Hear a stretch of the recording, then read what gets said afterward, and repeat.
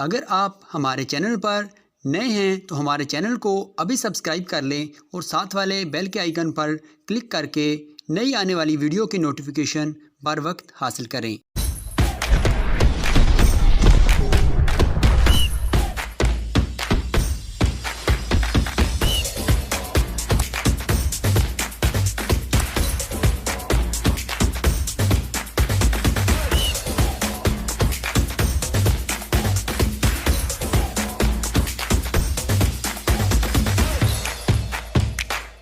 Again, a home game for the Delhi Capitals, but this time it's not the Chennai Super Kings who they dismantled, but another unbeaten side, the Kolkata Knight Riders.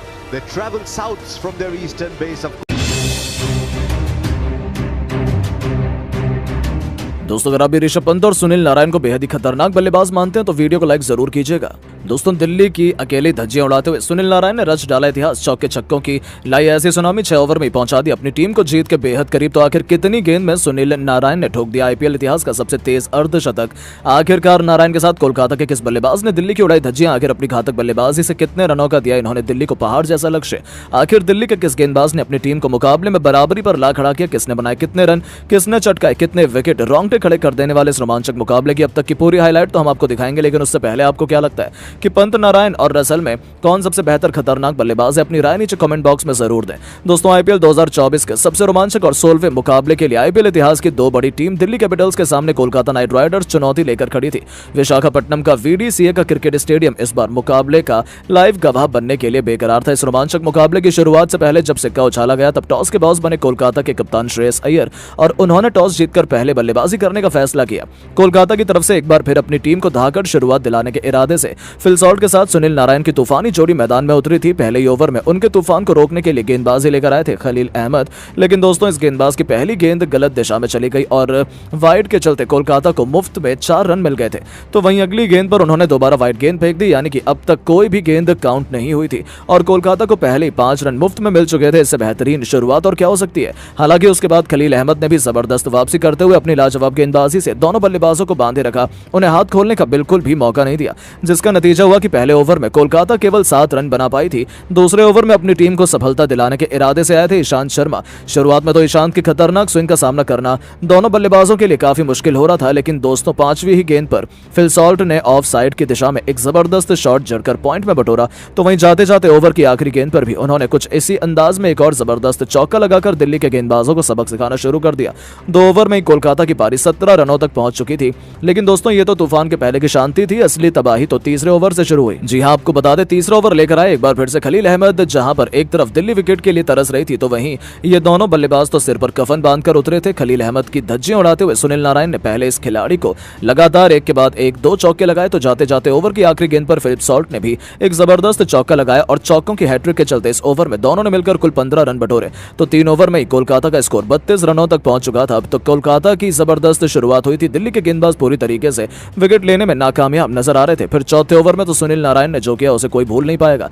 गेंदबाजी लेकर आए थे ईशांत शर्मा, जिनका स्वागत सुनील नारायण ने गेंदबाजों के सिर के ऊपर से गगनचुंबी छक्का लगाकर किया।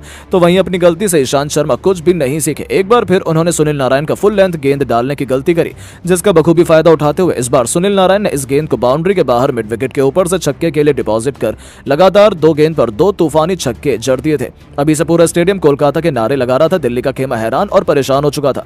उनके फैंस की बोलती बंद थी, यहां तक कि खुद कप्तान ऋषभ पंत भी दंग रह गए थे, क्योंकि उनका हर एक प्लान पूरी तरह से फ्लॉप साबित हो रहा था। यहां तक कि तीसरी ही गेंद पर सुनील नारायण ने एक और चौका लगा लिया। इन दोनों की जिस तीसरे से तांडव मचाया था, अभी से दिल्ली मैच में बहुत पीछे नजर आ रही थी। ऐसा लग रहा था कोलकाता पूरी तरीके से दिल्ली पर हावी है, लेकिन नारायण का तूफान अभी भी थमा नहीं।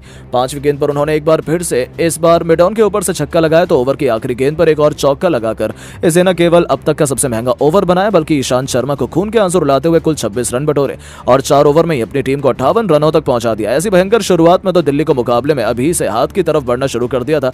ऐसे में अपने सभी गेंदबाजों के पिटाई होते देखकर ऋषभ पंत ने एक नया मास्टर प्लान अपनाया। उन्होंने अपने सबसे बड़े और खतरनाक गेंदबाज एनरिक नोकिया को गेंदबाजी में बुलाया।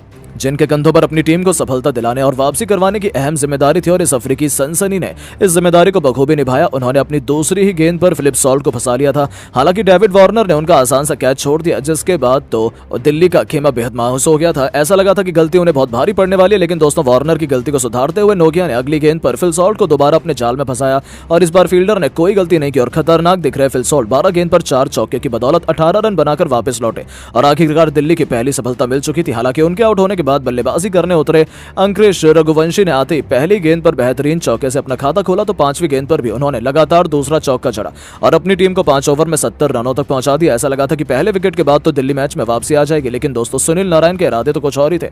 वो तो अकेले ही दिल्ली के गेंदबाजों का करियर तबाह करने पर तुले हुए थे।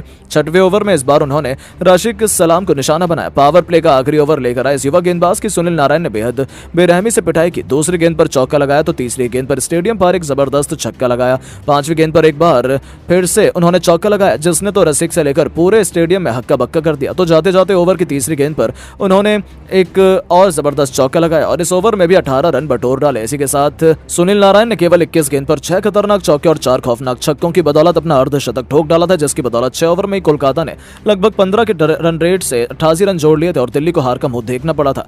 इतनी भयंकर बल्लेबाजी तो शायद अब तक नहीं देखी गई थी। 7 ओवर में कोलकाता ने 93 रन 1 विकेट के नुकसान पर बनाए थे। इसके बाद भी उनकी धाकड़ बल्लेबाजी जारी रही। हालांकि दिल्ली ने भी जबरदस्त वापसी की, लेकिन वेंकटेश, श्रेयस अय्यर, रिंकू और रसल जैसे तूफानी बल्लेबाजों से सजा कोलकाता का बल्लेबाजी क्रम आसानी से 200 रन बनाने का भी दमखम रखता है और यदि ऐसा होगा तो दिल्ली के लिए इस लक्ष्य का पीछा करना तो नामुमकिन साबित हो सकता है। यानी कि कांटे का मुकाबले में एक बार फिर रोमांच की सारी हदें पार होने वाली थी। लेकिन दोस्तों, आपको क्या लगता है कि ऋषभ पंत और श्रेयस अय्यर में कौन अपनी टीम को आईपीएल 2024 का चैंपियन बना पाएगा? अपनी राय नीचे कमेंट बॉक्स में जरूर दें। दोस्तों, जैसा कि आपको पता है, बेंगलोर के घरेलू मैदान पर बेंगलोर और लखनऊ के बीच रोमांचक मैच खेला गया, जिसमें बेंगलोर की टीम को हार मिली। इस मैच में लखनऊ की टीम ने टॉस हारकर पहले बल्लेबाजी करते हुए 181 रन 5 विकेट के नुकसान पर 20 ओवर के अंदर बना दिया और इसका पीछा करने के लिए आई बेंगलोर की टीम को 19.4 ओवर में 153 रन पर ऑल आउट कर दिया और मैच को 28 रन से जीत लिया, जहां पर लखनऊ की टीम की जीत के असली हीरो मयंक यादव रहे, जिन्होंने शानदार गेंदबाजी करते हुए 4 ओवर के अंदर मात्र 14 रन दिए तो इन 3 बड़े विकेट के लिए, जिसके चलते उनका लगातार दूसरे मैच में मैन ऑफ द मैच का अवार्ड दिया गया। इस दौरान मयंक यादव ने आईपीएल 2024 की सबसे तेज गेंद इस मैच के अंदर 156.8 किलोमीटर प्रति घंटे की रफ्तार से डालकर सभी को प्रभावित किया। ऐसे में उनकी शानदार गेंदबाजी को देखते हुए आईपीएल के तमाम दिग्गजों ने दिल जीत लेने वाला बयान जारी किया, जिसमें हरभजन सिंह ने बयान देते हुए कहा कि लखनऊ की टीम के गेंदबाज मयंक यादव की शानदार गेंदबाजी को देखकर मैं काफी ज्यादा खुश हूं। जिस प्रकार से इस गेंदबाज ने शानदार गेंदबाजी करते हुए सभी को काफी ज्यादा प्रभावित किया है, वो बताता है कि इस खिलाड़ी के अंदर कुछ न कुछ काबिलियत मौजूद है। इस खिलाड़ी ने जिस प्रकार से अपनी शानदार गेंदबाजी के जरिए विरोधी टीम की नाक में दम कर रखा, उसके बाद तो अंदाजा लगाया जा सकता है कि इस खिलाड़ी की भारतीय टीम के अंदर एंट्री पक्की हो चुकी है। इसके अलावा उन्होंने आगे बयान देते हुए कहा कि इस खिलाड़ी ने आईपीएल की सबसे तेज गेंद डाली और बता दिया कि सिर्फ एक मैच में बेहतर प्रदर्शन करने वाले खिलाड़ी नहीं है, बल्कि कंसिस्टेंट तेज गेंदबाज हैं। तो वहीं एबी डिविलियर्स ने बयान देते हुए कहा कि हमारी बेंगलोर की टीम के खिलाफ लखनऊ की टीम के गेंदबाज मयंक यादव ने काफी ज्यादा बेहतर गेंदबाजी की। उन्होंने सिर्फ बेहतर गेंदबाजी नहीं की, बल्कि उन्होंने पूरी दुनिया को संदेश दे दिया है कि यह खिलाड़ी आने वाले समय में दुनिया के अंदर तहलका मचाने वाला है। इसके अलावा उन्होंने आगे बयान देते हुए कहा कि मयंक यादव की शानदार गेंदबाजी और उनकी सबसे तेज रफ्तार की गेंद इस बात को चीख चीख कर बता रही है कि इस तेज गेंदबाज को उमरान मलिक की तरह भारतीय टीम यूज ना करे। मेरा मानना है कि मयंक यादव अगर इसी तरीके से शानदार गेंदबाजी करते रहे तो वो भारतीय टीम के अंदर तो शामिल होंगे ही, साथ में T20 वर्ल्ड कप के अंदर भी खेलते हुए दिखाई देंगे। तो वहीं लसित मलिंगा ने बयान देते हुए कहा है कि भारतीय टीम के अंदर काफी कम बेहतरीन तेज गेंदबाज मौजूद हैं। हालांकि इस भारतीय टीम के पास सबसे तेज रफ्तार के गेंदबाज तो ना के बराबर है, लेकिन जिस प्रकार से जसप्रीत बुमराह, मोहम्मद शमी, मोहम्मद सिराज जैसे खिलाड़ियों का बेहतर प्रदर्शन भारत के लिए यादगार साबित हुआ है, उसके बाद अब धीरे धीरे सबसे तेज गेंदबाज भारत की धरती से निकल रहे हैं। जिस प्रकार से मलिक ने अपनी तेज रफ्तार से सभी को